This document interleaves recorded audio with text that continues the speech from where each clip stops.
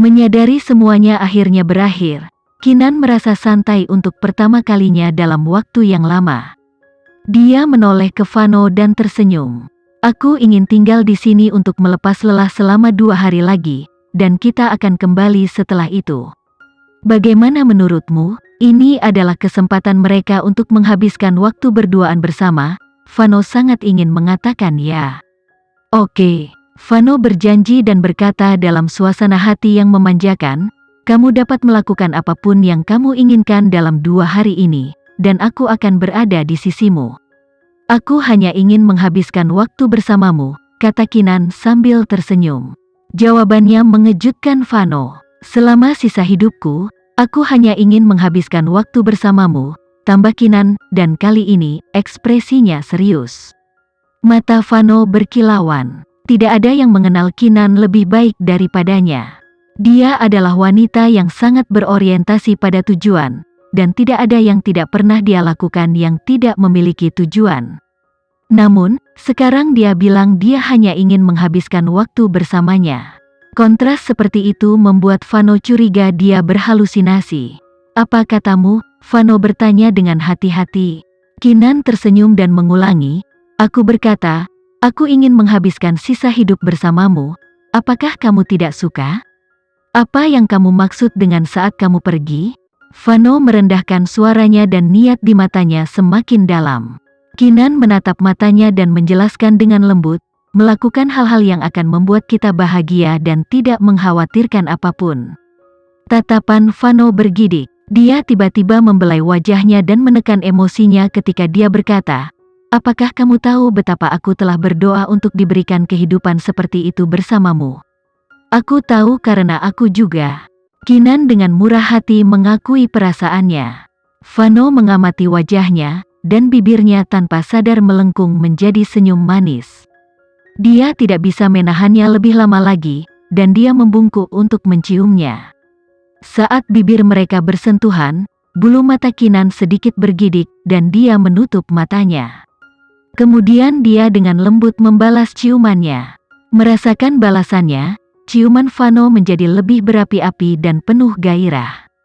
Ciuman Kinan cocok dengan hasratnya.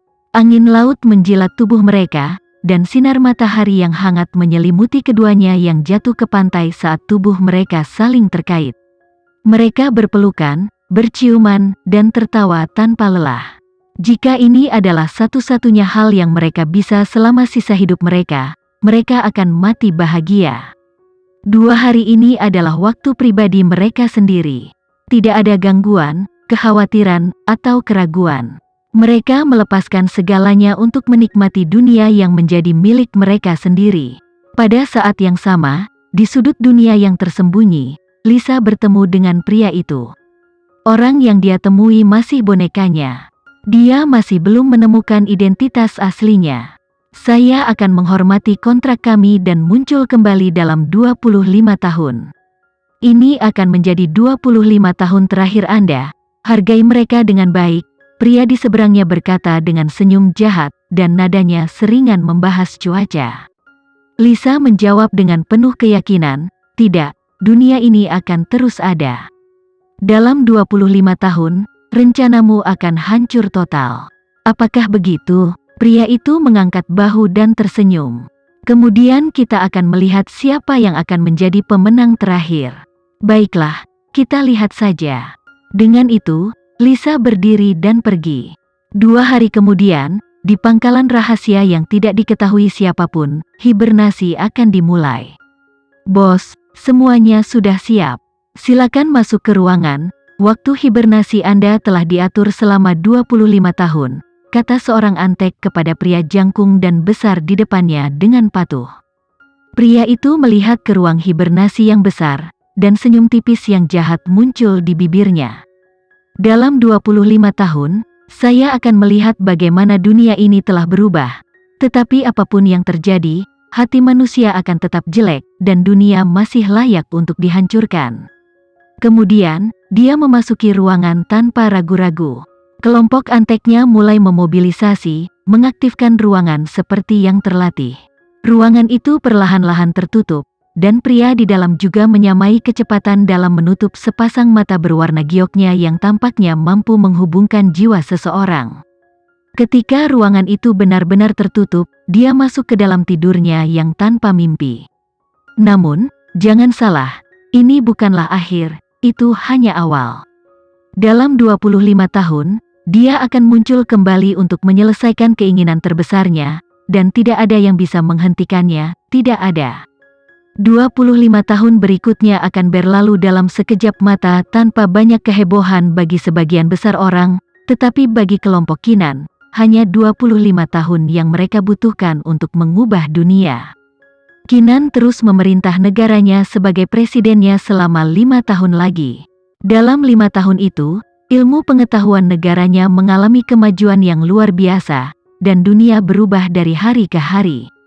Ini karena dia sudah menemukan cara untuk menyelamatkan Rizky dan orang-orang dari penawanan mereka, dan mereka semua melapor untuk bertugas di Galaxy Academy. Di bawah kepemimpinan dan pengawasan mereka, dunia menyambut banyak ilmuwan hebat dan pemikir akademis.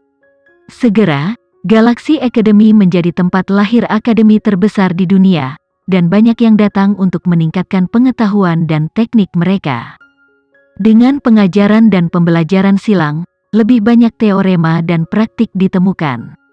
Dengan penemuan-penemuan ini, lebih banyak lompatan dalam sains dibuat. Selama 100 tahun terakhir, karena upaya banyak ilmuwan, teknologi dunia telah mengalami perubahan drastis. Sekarang, teknologinya akan meningkat ke tingkat yang lebih tinggi. Rekayasa genetika, kanker, robotika, revitalisasi seluler, itu bukan lagi ide dari fiksi ilmiah. Umat manusia mencapai banyak mimpi dan umur rata-rata sangat diperpanjang. Bahkan tubuh Sheila, yang telah hancur total, ditemukan kembali, dan dia diberi kesempatan hidup baru. Dengan kemajuan besar dalam teknologi, orang mengira dunia hanya menuju kehidupan yang lebih baik. Di masa depan, mungkin mereka bahkan bisa bermigrasi ke planet lain. Namun, kelompok Kinan tidak berani lengah. Meskipun migrasi luar angkasa bukan lagi mimpi yang mustahil, mereka tidak akan melepaskan planet asal mereka. Jika bumi tidak dihancurkan, itu akan selamanya menjadi rumah mereka. Oleh karena itu, untuk mencegah tragedi itu terjadi 25 tahun kemudian, mereka harus mengambil banyak tindakan pencegahan. Namun, tidak peduli seberapa keras mereka menyisir bumi, mereka tidak dapat menemukan pria atau ancaman tersembunyi yang mereka tinggalkan di dunia. Yang paling mengkhawatirkan adalah dia memiliki akses ke banyak teknologi canggih. Dia bahkan bisa hidup selamanya dengan sel-sel memori, jadi dia pasti sudah memikirkan cara untuk menghadapinya sekarang. Sayangnya, dia berada di kegelapan dan mereka berada di tempat terbuka, jadi kelompok Kinan pasif. Lisa telah meramalkan dan mengatakan bahwa pria itu bukanlah karakter yang sederhana, IQ dan kemampuannya tidak boleh diabaikan.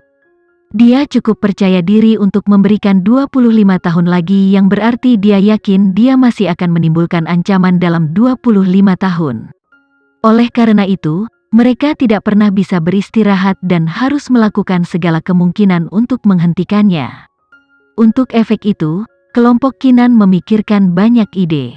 Selain meneliti teknologi canggih, mereka juga melakukan penelitian pada dimensi kelima.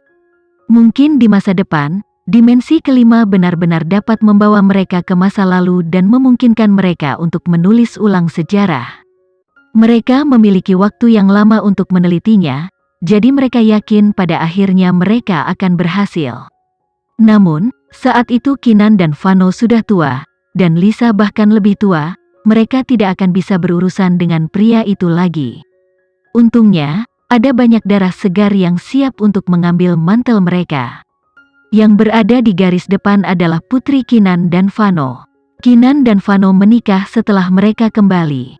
Beberapa tahun setelah itu, dia melahirkan seorang gadis kecil yang sehat. Putri mereka benar-benar jenius. Di tahun-tahun mendatang, Lisa akan menjadi guru pribadinya, dan mereka menaruh semua harapan mereka padanya. Mereka percaya dia tidak akan mengecewakan dan akan lebih hebat dari para pendahulunya. Masa depan adalah milik generasi masa depan, dan dunia adalah milik mereka untuk diselamatkan. Kinan dan Vano, mereka secara bertahap akan melepaskan diri dari panggung sejarah dan mulai menikmati kehidupan pribadi mereka. Kinan memenuhi janji yang dia buat. Setelah 5 tahun menjadi presiden, dia kembali ke kota T untuk hidup sederhana bersama Vano. Selain penelitian akademis, titik fokus terbesar dalam hidupnya adalah keluarganya. Itu sama untuk Vano. Dia berhenti mengejar kehidupan yang kaya dan memperlambat pekerjaannya yang lain untuk menemani Kinan dan keluarganya. Saat Farel tumbuh menjadi pemuda terhormat, dia akhirnya mengambil alih kerajaan bisnis ayahnya, dan Vano pensiun untuk menemani istri tercintanya. Mereka menghabiskan hari-hari mereka berdampingan, dan tidak ada satu hari pun yang dihabiskan secara terpisah. Kemanapun mereka pergi, mereka akan selalu bersama. Mereka memiliki topik yang tak ada habisnya, dan bahkan jika mereka tidak berbicara secara verbal, mereka menghargai kehadiran satu sama lain. Dari luar, kisah cinta mereka mungkin tidak semuanya kembang api, tetapi mereka sendiri tahu seberapa dalam cinta mereka. Terkadang, cinta adalah sesuatu yang tidak bisa diungkapkan dengan kata-kata atau tindakan. Itu dilakukan melalui persahabatan, kehidupan persahabatan yang saling menguntungkan, menikmati cinta dan penghargaan satu sama lain. Ini adalah kebahagiaan pribadi, yang eksklusif untuk pihak-pihak yang terlibat. Ini bukan cinta yang mudah dipraktikkan, tetapi Kinan dan Vano menjalani dan menghirup filosofi itu. Harapan terbesar mereka dalam hidup adalah untuk berkontribusi pada kebahagiaan satu sama lain, untuk menumbuhkan kebahagiaan bagi yang lain. Hanya dengan kontribusi tanpa pamrih mereka sendiri dapat diremajakan di perusahaan cinta. Apakah dunia akan berakhir atau tidak, mereka tidak lagi takut. Bahkan jika itu dimaksudkan untuk terjadi, mereka percaya seseorang akan bangkit untuk menyelesaikan masalah, dan orang itu adalah putri mereka. Untuk mencegah pria misterius itu menghancurkan dunia 25 tahun kemudian, putri mereka telah bekerja keras. Namun, apakah dia akan berhasil atau tidak, itu akan menjadi cerita untuk hari lain. Tamat. Terima kasih semua sudah mengikuti cerita novel Istri yang Terbuang, dan terima kasih untuk penonton yang sudah setia menonton Okebis. Nantikan novel-novel terbaru lainnya, yang pastinya seru dan sangat-sangat epik sekali. Sehat selalu untuk kalian. Terima kasih dan sampai juga.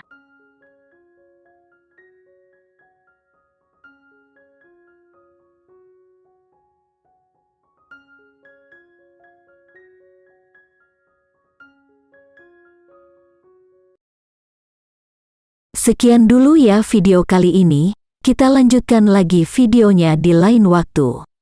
Oh iya, bagaimana menurut kalian? Semoga bisa sedikit menghibur kalian semua. Untuk teman-teman yang baru nonton jangan lupa subscribe ya hehehe. Dan kalau teman-teman ada yang ingin gabung langganan bisa langsung gabung saja untuk dapat fitur yang menarik dan sedikit membantu Mimin. Terima kasih banyak sudah menonton, sampai jumpa lagi, bye bye bye.